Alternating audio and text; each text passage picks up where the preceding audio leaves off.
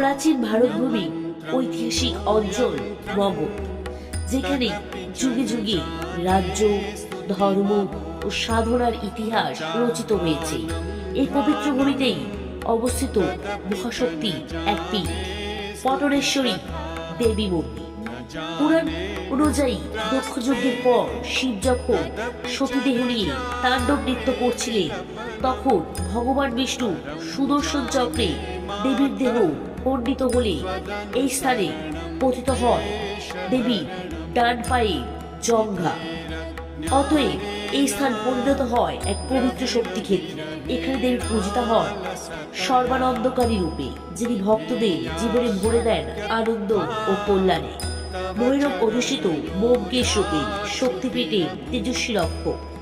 আজও ভক্তেরা বিশ্বাস করেন, মগধের এই পবিত্র ভূমিতে দর্শন করলে দেবীর কৃপায় দূর হয় দুঃখ ও অশুভ শক্তি।